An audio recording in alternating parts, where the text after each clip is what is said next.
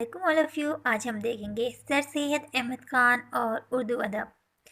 Sir Syed Ahmad के ज़माने तक उर्दू अदब बड़ी महदूद हालत में था। मुग़लिया सल्तनत में फ़ारसी का चलन आम था। वही दरबारी और सरकारी ज़बान थी। इल्मी और अदबी कामों के लिए फ़ारसी ही इस्तेमाल की जाती थी।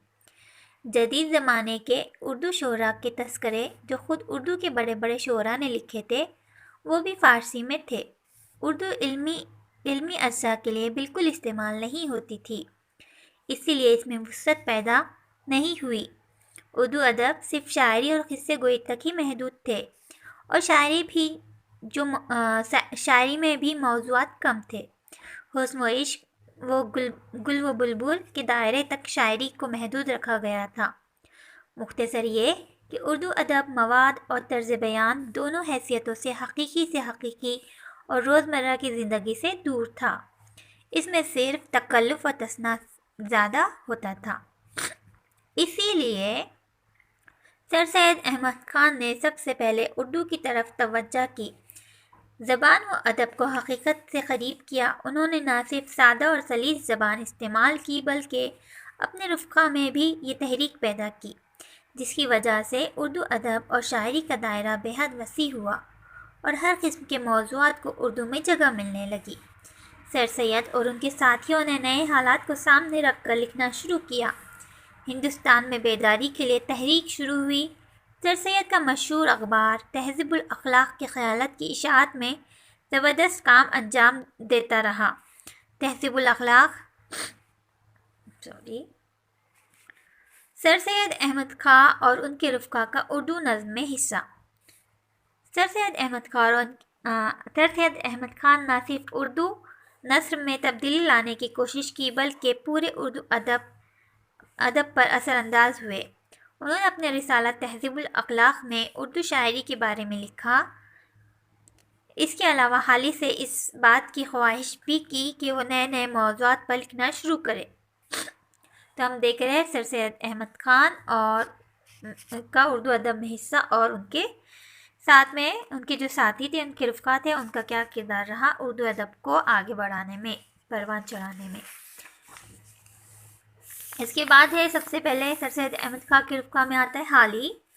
ख्वाजा अल्ताफ़ हुसैन हाली 1837 में पैदा हुए और 1914 में उनका इंतकाल हुआ, जो सर सैयद से बहुत मुतासिर थे। एक साहब बसीरत दानिश्वर थे और उन्होंने दर्दमंद दिल भी पाया था। सर सैयद ही की फरमाइश पर मुसद्दस हाली लिखी। हाली ने मुसद्दस हाली किसकी फरमाइश पर लिखी? सर सैयद अहमद की फरमाइश पर लिखी। ये सवाल अक्सर एग्ज़ाम में पूछा जाता है।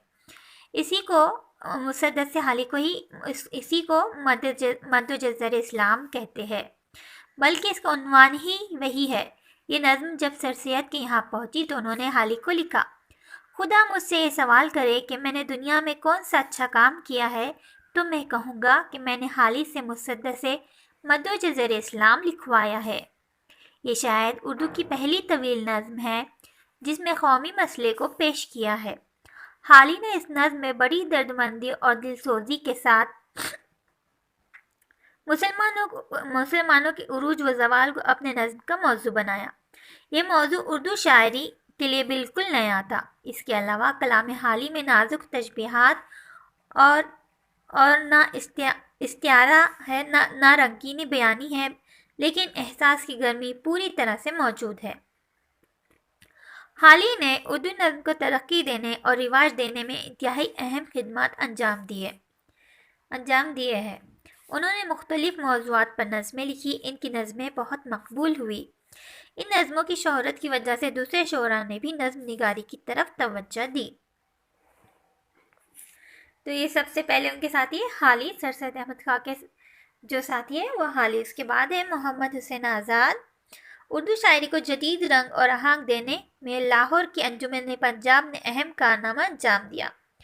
हाली और मोहम्मद हुसैन आज़ाद इस अंजुमन के रूह रवा थे। इस दौर में सिर्फ गज़लें ही लिखी जाती थी और पढ़ी जाती थी, लेकिन अंजुमन पंजाब में इस रिवाज के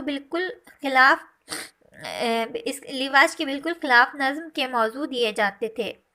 हाली और मोहम्मद हुसैन आज़ाद ने अंजुमन पंजाब में خود نظمیں لکھ کر تمام شعراء کو دعوت دی۔ اس طرح حالی اور محمد حسین آزاد نے مل کر انجمن پنجاب میں کیا کیا؟ دوسرے شعراء کو نظمیں لکھنے کی دعوت دی۔ اس کے بعد بڑھتے ہیں تیسرے ان کے جو ساتھی ہے رفقا ہے شبلی نعمانی۔ سر سید کے ساتھیوں میں شبلی بھی شاعر تھے، انہوں نے بھی نظم نگاری کی طرف توجہ دی۔ شبلی نعمانی سیاسی موضوعات کو لے کر اپنا کلام لکھا۔ ان کی نظموں کو پڑھنے سے اس زمانے کے سیاسی ہلچل صاف طور پر ظاہر ہوتی ہے۔ حالی کے بعد جو نظم نگار آئے ان کی طویل فہرست ہے، لیکن ممتاز شعراء میں جن کا شمار ہوتا ہے ان کے نام یہ ہے: اسماعیل میٹھی ہے، اس کے بعد اکبر الہبادی، مسرور جہاں آبادی، نظم طبطبائی وغیرہ وغیرہ۔ ان شعراء نے مختلف موضوعات پر ایسی نظمیں لکھی جن کی وجہ سے اردو شاعری کا دامن بے حد وسیع ہوا۔ اس کے بعد ہے سر سید احمد خاں اور ان کے رفقا، اردو ادب کے عناصر خمسہ۔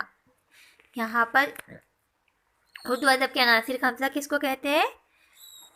سب سے پہلے الطاف حسین حالی، دوسرا سوری یہاں پر ایک خود سر سید احمد خاں ہے، اور شبلی نعمانی، ڈپٹی نذیر احمد اور محمد حسین آزاد۔ ہاں، تو اس طرح سے اردو ادب کے عناصر خمسہ ہے۔ اردو ادب کے عناصر خمسہ نے وہ کام کیا کہ اردو ادب میں انقلابی تبدیلیاں آئی، اسی لیے کہا جاتا ہے سر سید اور ان کے ساتھی جدید ادب کے معمار ہے۔ اسی لیے سر سید اور ان کے ساتھیوں کو مہدی آفاقی نے اردو ادب کے عناصر خمسہ کہا ہے۔ جس طرح انسانی جنس کے مطابق کہا جاتا ہے وہ عناصر اربع سے بنا ہے، سر سید اور ان کے رفقا بدلے ہوئے حالات کو محسوس کر کے ان کا شعور عام کیا، ہندوستانیوں کو بدلے ہوئے حالات کے مطابق ڈھالنے کی کوشش کی، نئے ادبی رجحانات پیدا کیے اور خود زمانے کے نئے رجحانات کے مطابق لکھتے رہے، اور دوسروں کے لیے ایسا راستہ بنا دیا کہ وہ آسانی سے اس پر چل سکے۔ ان کی تمام تحریکوں اور تخلیقات میں اس زمانے کی سماجی اور تہذیبی زندگی نمایاں ہے۔ اپنے دور کے زندگی کے سارے مسائل کو انہوں نے اپنی کتابوں کا موضوع بنایا، اس طرح موضوع بنایا کہ ادب میں بھی انقلاب پیدا ہوا اور زندگی میں بھی، جس کی وجہ سے اردو ادب نئی راہوں پر گامزن ہوا۔ تو آج کی اس مختصر سی ویڈیو میں ہم نے دیکھا سر سید احمد خاں اور ان کے رفقا کے بارے میں کہ کس طرح انہوں نے اردو ادب میں اپنا کردار ادا کیا ہے۔ تو امید ہے آج کا ویڈیو آپ کو پسند آیا ہوگا۔ اگر پسند آیا ہے تو please like, share and subscribe کرنا نہ بھولیں۔ ملتے ہیں نیکسٹ ویڈیو میں، تب تک کے لیے اپنا خیال رکھیے۔ اللہ حافظ۔